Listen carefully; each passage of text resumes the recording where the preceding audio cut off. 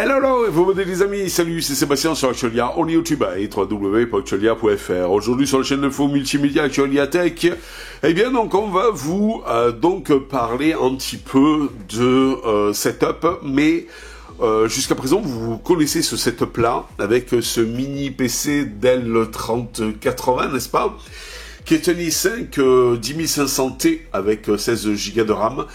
Et avec Linux dessus, avec Sparky Linux, GNOME. Alors pour ceux qui se demandent, mais il n'y a pas d'ISO GNOME de Sparky, Seb. C'est donc une ISO que j'ai fait moi-même, voilà, avec GNOME dessus. Et c'est basé sur Debian Testing. Vous avez deux versions de Sparky. J'ai pris une version, donc Sparky Linux Debian Testing KDE. J'ai installé GNOME dessus et après j'ai supprimé KDE. Voilà. Et donc ça me donne cette GNOME-là. Voilà, tout simplement.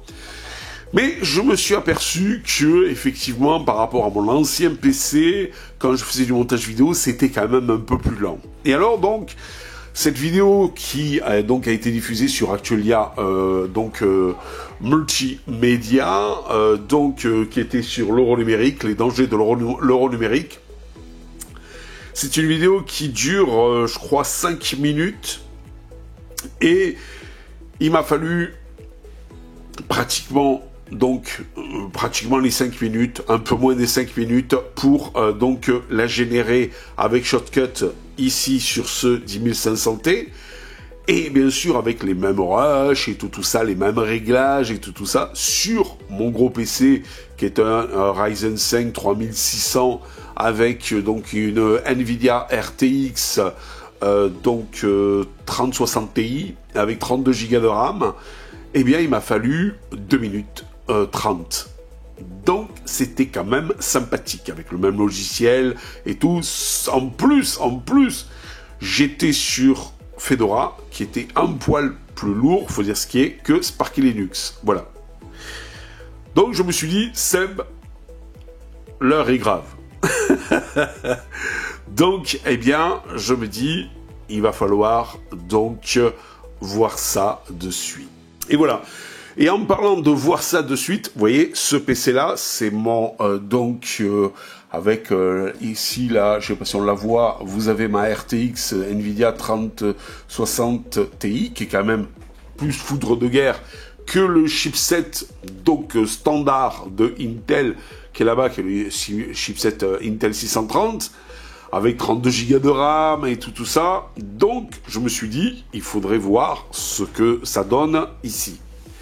Et donc, 2 minutes 30 à peu près, au lieu des presque 5 minutes, en fait, sur mon autre setup. Alors, je me suis dit, celui-ci, là, oui, celui-là, il faut absolument que je le fasse fonctionner avec, Linux. Eh ben, c'était pas gagné. C'est parti, nous allons rentrer dans les entrailles du PC pour vous en dire plus. Et voilà, nous voici donc à l'intérieur du PC. Vous voyez, ici vous avez deux petits rushs, pour faire la vidéo dont je vous ai montré tout à l'heure. Où il me faut que 2 minutes 30 sur ce PC. Voilà, alors, on va voir un petit peu. Hop. Voilà, on va aller ici, on va aller là.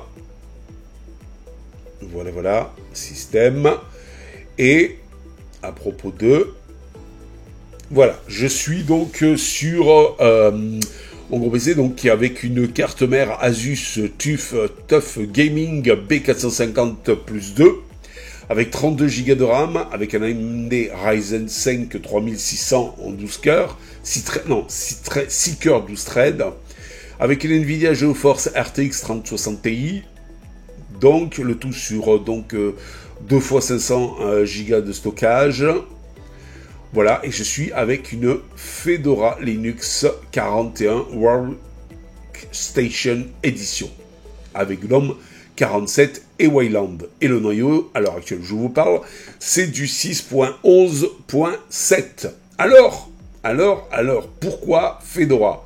Pourquoi pas Sparky Linux, Seb, puisque ça marche mieux. C'est vrai que quand j'avais mis Fedora sur mon mini Dell 3080, ça fonctionnait sans problème, puisque c'est le champion du monde de la compatibilité avec Linux, puisque c'est du full Intel, même dans la carte Bluetooth c'est Wi-Fi.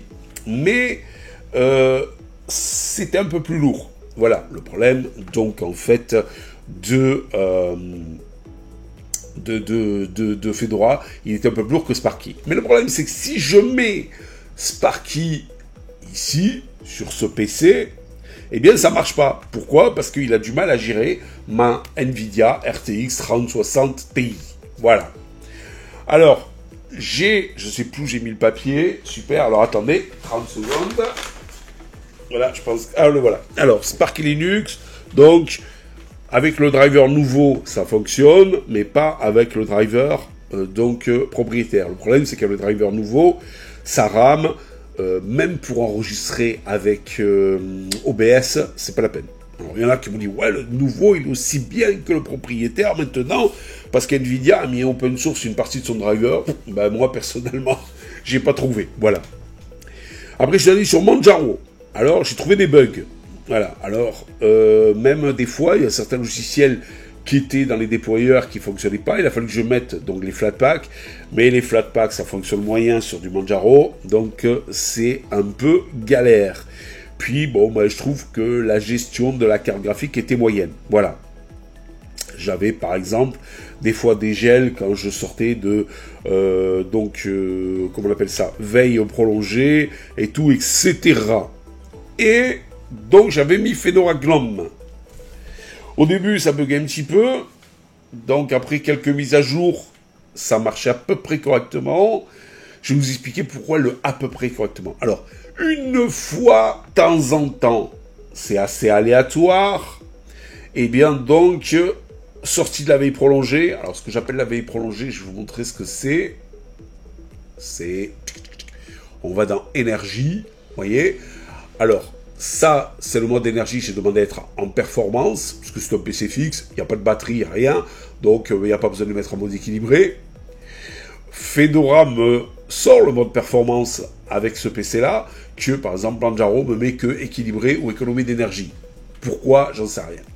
Alors, j'ai demandé qu'il y ait un écran noir au bout de 15 minutes de non-utilisation du PC, c'est-à-dire qu'il éteint le moniteur pour protéger le moniteur et tout, etc. Et la mise en veille prolongée, c'est celle-ci, si au bout de 30 minutes d'inactivité totale, et bien donc 15 minutes d'inactivité, il met en veille l'écran, 30 minutes, il met en veille prolongée l'ordinateur. C'est-à-dire qu'il consomme pratiquement plus rien, il coupe tout. Voilà, il n'y a plus grand-chose qui est en fonction. C'est un peu comme la veille sur votre télé. Voilà, c'est-à-dire qu'après vous appuyez, boum, c'est instantané le démarrage. Voilà. Et, eh bien, une fois, mais vraiment aléatoire de temps en temps, Monsieur Fedora plante. Sortie la veille prolongée. Mais certaines autres distributions, elles plantaient systématiques. Genre, par exemple, souvent, Manjaro. Voilà. Alors, donc, la meilleure, celle qui fonctionne le mieux, avec, donc, mon gros PC, avec surtout la carte Nvidia, ben, c'est Fedora. Fedora, je vais pas être méchant, c'est du sérieux. Alors, il y en a rien qui m'a dit, mon poteau, bon, Seb, éventuellement, bascule sur la session, on peut l'installer, donc la session X11. Ce que j'ai fait, bien, le petit bug que j'avais avec vidéo, je vais vous montrer, ben non, c'est même pas la peine que ça, hop, je vais le fermer, voilà. Le petit bug que j'avais avec vidéo, qui est là, voilà, par exemple, si j'ouvre, hop, une erreur est survenue, échec de l'initiation du support OpenGL, ben ça me le faisait aussi en X11. Donc, pas besoin d'aller sur la vieille technologie, sachant que Wayland, maintenant, c'est le futur, et c'est même demain, donc, ça faisait rien. Le truc aussi, c'est là dans Kano, vous voyez, j'ai ma Freebox, ici, et j'ai tous mes flux de la plupart des chaînes, vous voyez, donc ici. À part les chaînes de TF1 et les chaînes de la 6. Vous voyez, j'ai pas W9, là, et puis je dois pas avoir LCI, je pense. Non, vous voyez, bon. il y a des crétins partout, voilà. Je ne ferai aucun commentaire là-dessus. Mais si je veux, par exemple, CNews, eh bien, il me met une erreur est survenue, échec à l'initialisation du support OpenGL. Voilà. Et ça, par contre, je ne l'ai pas avec Manjaro, il me semble, ça marchait. Je ne l'avais pas avec Debian, avec PikaOS. Merci à Monsieur THP, d'ailleurs, le Québécois, donc de mon canal, mais moi j'avais aussi des frises aléatoires et tout, et des trucs qui fonctionnaient mal et tout ça sur PikaOS. C'est pour ça que je ne l'ai pas retenu. Et donc, parce que je l'ai essayé aussi, PikaOS. Et donc je me suis dit, bon, c'est dommage parce que je ne peux pas me servir de vidéo. Et bien je l'ai remplacé par VLC.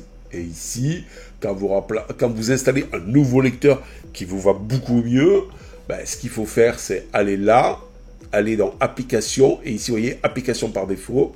Vous cliquez ici, et là, j'ai mis lecteur VLC, voilà, dans Vidéo. Au lieu de, il y avait Vidéo au départ. Ben, vous le remplacez par lecteur VLC. Ce qui fait que maintenant, si je ferme, et je vais ouvrir une vidéo,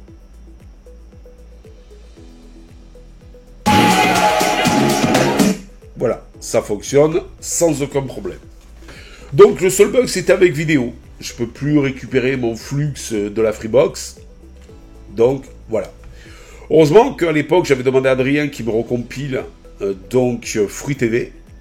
Et grâce à Fruit TV, ben, je peux récupérer. Il est quel mois déjà, lui ? Il est voilà. 14 février. Bon, on va le fermer. Bon, mais vous avez pu remarquer, je peux récupérer donc les flux donc de la Freebox TV. Donc tout va bien, c'est impeccable. Après, j'ai remplacé le truc de monitoring de GNOME qui est, je sais pas où il est là. Ah, il est là. Voilà. J'ai remplacé celui-ci, voilà, qui donc jusqu'à présent me rendait bien service pour monitorer donc en fait les processeurs et tout ça, etc. La mémoire et tout ça. Mais le problème, c'est qu'il n'y avait pas la carte graphique. Donc, j'ai pris Mission Center. Je vous en avais déjà parlé de Mission Center. Et l'avantage, c'est que vous voyez mon GPU NVIDIA GeForce 3060 Ti. Et bien lui, voilà, il me donne l'utilisation avec le degré, c'est-à-dire la température de la carte graphique, en plus du CPU, bien entendu, en plus avec le degré. Voilà. Donc, c'est-à-dire s'il chauffe ou il chauffe pas. Que si vous prenez celui de GNOME d'origine, la carte graphique, elle n'y est pas. Et on va mettre les deux l'un à côté de l'autre. Voilà.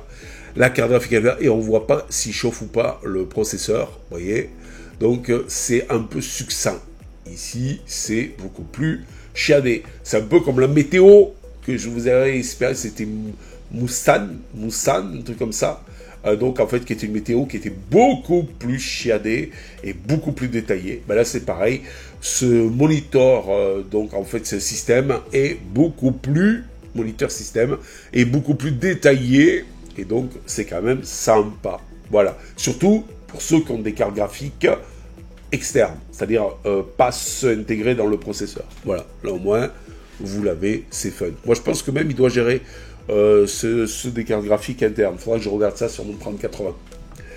Voilà. Donc en plus de ça, donc j'ai là je l'ai pas mis, Moussam, faudra que je le mette d'ailleurs pour la météo. Bon après j'ai pris le duo Google Chrome, parce que vous savez que j'adore ce navigateur. Bon je sais, il y en a qui vont dire oui ça pique les données et tout ça, etc. Mais je trouve que bon, mais il est pertinent, il fonctionne à peu près avec tout. Et j'ai pris le duo aussi Thunderbird. Voilà, parce qu'avant je prenais Jerry, mais je me suis aperçu que Thunderbird est bien mieux. En plus dans Thunderbird vous avez l'option que j'utilise aussi avec Google Chrome qui est Dark Rider, qui permet d'avoir tout en dark, c'est-à-dire en noir, en ton sombre, la partie, entre autres la partie lecture de vos emails. Donc c'est ça, c'est quand même sympathique. Voilà. J'ai toujours mon petit photofiltre qui me permet de faire mes vignettes, par exemple, les trucs basiques. Même si, alors c'est un truc, vous voyez, si je clique dessus, hop, il va me chercher le truc s'appelle WineZGUI, qui est un assistant qui vous permet, si vous voulez, de faire tout un tas de choses avec les programmes Windows et de gérer ça au top. Voilà. Puis après, ben, vous faites loud. Et voilà. Alors bien sûr, je ne l'ai pas dans le thème. J'avais un thème pour le mettre un peu plus sombre, mais il ne marche plus, je ne sais pas pourquoi. Donc avec le dernier wine, voilà, parce que j'ai le wine. Je vais vous montrer ça. Wine CFG. À propos, j'ai le 9.15. Jusqu'à présent, il marchait. Et là, maintenant, il ne marche plus pour avoir un thème plus sombre. Voilà. L'astuce que je vous avais donnée il n'y a pas longtemps sur Actualia. Alors, et j'ai eu le grand bonheur d'avoir, avec donc Fedora 41, même s'il est en RC à l'heure actuelle, ben, d'avoir GIMP en version 3. Vous voyez, même si c'est ici à propos de... Voilà, c'est du 3.00-RC1, c'est-à-dire c'est une Release Candidate, c'est-à-dire proche de la version finale, mais bon, il y a le bénéfice d'être là. C'est pas dans les dépôts Flatpak, donc c'est pas sur le FlatHub dispo, c'est en natif, c'est-à-dire que voilà, vous tapez GIMP. Et là, vous voyez, vous allez dans Fedora Linux. Non, oui, c'est ça, Fedora Linux, voilà. Parce que là, vous voyez, il y a Fedora Linux RPM. Ah non, c'est Fedora Linux Flatpak. Il y a Fedora Linux RPM et FlatHub. Voilà, sur le FlatHub, il est en 2.10. Sur le... Donc, je me suis trompé, il n'est pas natif. Sur la version RPM... Ah oui, hein, la version natif aussi. Version RPM, il est en RC1. Et sur le Flatpak de chez Fedora Linux, eh bien, il est aussi en 3.0. Voilà, RC1. Donc, c'est une belle surprise. Voilà. Bon, il ne va pas tarder à sortir hein, en version finale, hein, normalement, GIMP. J'ai mon petit GQRX parce que quand j'étais sur Pika, j'avais eu un petit souci donc avec GQRX qui fonctionnait pas avec le paquet Deb, enfin avec la version Deb. Alors on m'a dit qu'il y avait un app image de GQRX. Alors je veux bien, je l'avais pas vu, il faudra que je vois ça. J'ai aussi enregistreur audio grâce à mon poteau Adrien qui fonctionne hyper bien. Moi ça j'adore. Voilà pourquoi. C'est tout con, hein. C'est audio recorder, audio-recorder. Voilà. C'est un petit logiciel tout con et qui permet donc, par exemple, ici d'enregistrer les sources. Vous voyez. Voilà. Mais aussi, quand vous mettez une source audio, par exemple Spotify, eh bien, vous pouvez enregistrer carrément tous les titres qui sont diffusés. Il vous met, comme les titres sont enclenchés directement, eh bien, il vous met le titre. Par exemple, vous écoutez une radio sur Spotify et vous avez tous les titres qui s'enclenchent les uns après les autres. Eh bien, il vous les met directement, tac, tac, tac, et il vous les enregistre. Donc, c'est quand même très, très fun comme logiciel. J'adore. Merci à Adrien de me l'avoir inclus dans son coffre. D'ailleurs, audio-recorder, qui, dans la théorie, la version que j'avais en Deb donc, ne fonctionne pas sur Sparky Linux, la version testing, Debian testing, voilà. Readbox, j'adore ce petit logiciel pour écouter la musique, voilà, il est simple, il est fun, il est sympa. Là, j'ai pas encore mis ma musique dedans, et ce que j'aime bien, c'est quand vous allez là, vous allez dans Préférences, et dans lecture, voilà, vous pouvez faire du fondu enchaîné, vous voyez, et puis choisir le nombre de secondes que vous voulez pour qu'il dans l'enchaînement du titre, voilà, et il va enchaîner l'un après l'autre, donc par exemple 4 secondes 9, voilà, il va faire l'enchaînement de celui qui vient d'être diffusé avec le nouveau, voilà. Entre autres ça, aussi il y a un greffon ici, où vous avez un truc qui est assez sympa, qui s'appelle... replay gain. Utilisez replay gain pour obtenir un volume d'écoute constant. C'est-à-dire qu'en fait, il va vous lisser le volume de toutes les chansons pour que vous ayez à peu près le même sur toutes les chansons que vous écoutez. Vous n'allez pas vous retrouver donc quoi avec un gros volume d'une chanson, puis après un volume tout faible d'une autre chanson, parce que ça dépend comment elle a été enregistrée avec le truc et tout. Bon, bah lui, il corrige. Donc j'adore. Il est simple, il est sympa, et puis il y a des petits modules comme ça qui, moi, me plaisent. Voilà. Donc, pour regarder la TV, j'ai FreeTux TV et éventuellement aussi Hypnotix. Sur le coffre de Monsieur Adrien pour Monsieur Fedora. Comme FreeTux TV aussi, vous ne l'aurez pas dans les dépôts donc traditionnels comme Hypnotix, vous les aurez sur le coffre de Monsieur Adrien. Pour Fedora, bien entendu, hein, je parle. VLC, qui a remplacé vidéo, je vous ai expliqué pourquoi tout à l'heure. Un téléprompteur, voilà, alors j'utilisais un téléprompteur pour, donc en fait, à quoi ça me sert? Ça me sert à afficher les idées plus ou moins de quand je fais une vidéo, et après je développe, c'est-à-dire qu'il y a les idées qui passent les unes après les autres, je m'arrête, je développe, et après hop, je passe à l'idée suivante, comme ça au moins j'ai un chemin dans la vidéo pour développer les idées. Voilà. Alors l'avantage, c'est que sur Windows, l'inconvénient, c'est que sur Windows, j'avais un truc, c'était écrit en HTML. Bon, ça dépendait du navigateur et tout, c'était un petit peu embêtant. Là, carrément, c'est un truc en natif. Vous voyez, je vais vous le montrer. Voilà, c'est un truc en natif. C'est dans les le FlatHub. Donc, en fait, c'est un Flatpak. OBS, ce qui me permet tout simplement, vous voyez, d'enregistrer donc cette vidéo. Je l'ai aussi en version Flatpak. Voilà, moi j'ai la dernière version et tout impeccable et tout ça, etc. Audacity, je l'ai aussi en dernière version. J'adore Audacity parce que ça me permet de faire quelques petites corrections sur les fichiers audio. Et ici, si on va là, à propos d'Audacity, vous voyez, c'est la 3.7.0. C'est une version Flatpak, voilà, pour Fedora, sur Fedora. Et j'adore ce petit logiciel Audacity. Entre autres, je le prends pour, quand vous allez dans spécial ici, vous avez un truc tronquer les silences, supprimer les silences, ça fait une voix un petit peu plus dynamique. Alors attention, je ne supprime les silences que quand je fais des vidéos avec ce monsieur-là. Ah, attendez, on le voit plus là. Avec, mais alors Coco, voilà, attendez, hop, avec ce monsieur-là, voilà. Quand je fais des vidéos avec ce monsieur-là, automatiquement, je fais tronquer les silences, comme ça fait plus dynamique. Et je peux pas le faire quand je vous montre quelque chose, parce que des fois je ne vais pas parler, mais je vais continuer à vous montrer la chose, on va pas le couper non plus, ça ferait des vidéos pas terribles, quoi. Voilà. Hop. Ici, j'ai un truc qui est super sympa, ça s'appelle Adobe Podcaster IA, Podcast IA. C'est une application, une web application, et ce qui vous permet d'améliorer, donc, avec de l'intelligence artificielle, votre voix. Voilà. Donner un petit peu plus de dynamisme et tout ça, etc.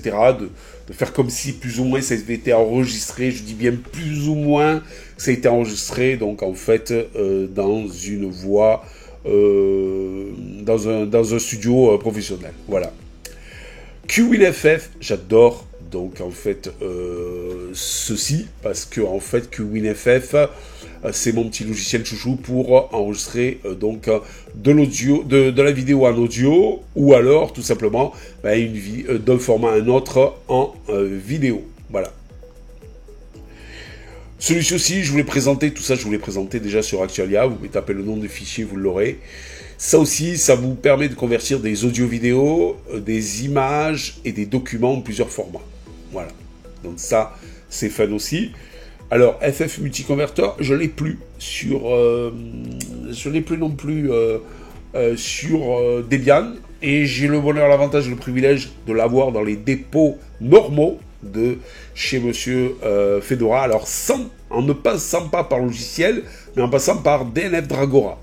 Voilà, c'est quand même sympa. Montage vidéo, j'utilise quoi? J'utilise Shotcut. C'est le petit chouchou du moment.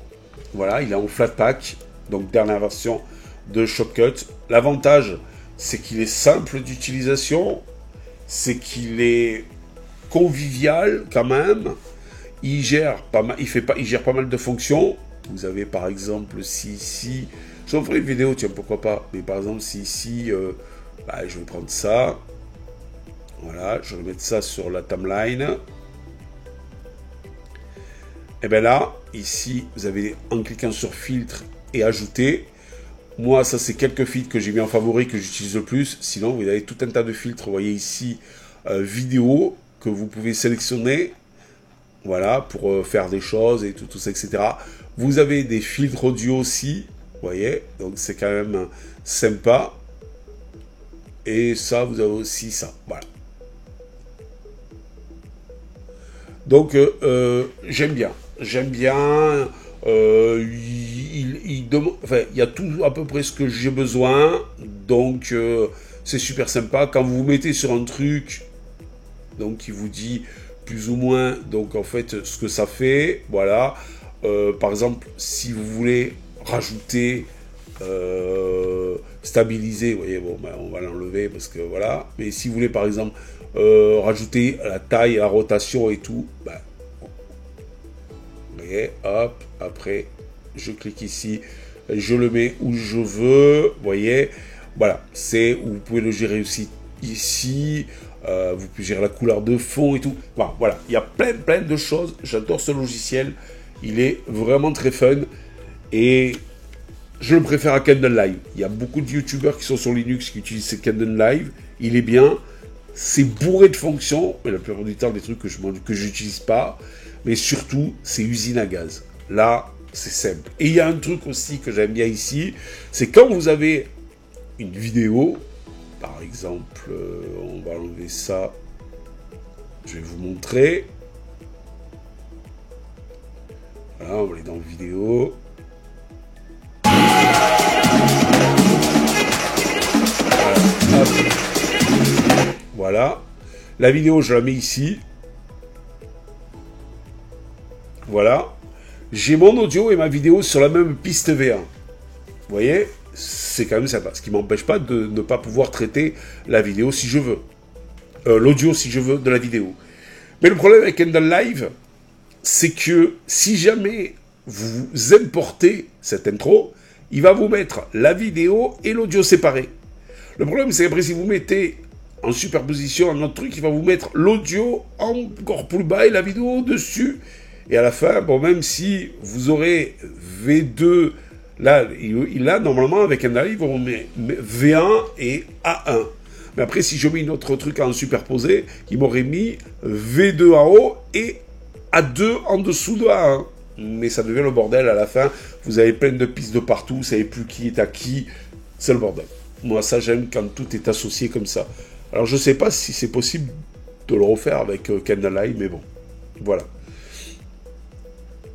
Donc, voilà, Shotcut est mon chouchou pour donc faire du montage vidéo. J'ai toujours PTV, mais le problème, je le dis et je ne cesserai de le répéter, PTV est un Flatpak aussi. PTV, j'aime bien, c'est un peu dans l'esprit de iMovie sur Apple. Quelque chose de simple et tout ça, etc. Sauf que, si on va là et on va là, ça fait depuis janvier, février, mars, depuis mars 2023, qu'il n'a pas été mis à jour. Donc, je suis... Voilà, que Shotcut, lui, est mis à jour assez régulièrement. Et ça fait plaisir. J'ai aussi Microsoft Clipchamp, qui me permet de faire des trucs que je ne peux pas faire avec Shotcut, par exemple. Voilà.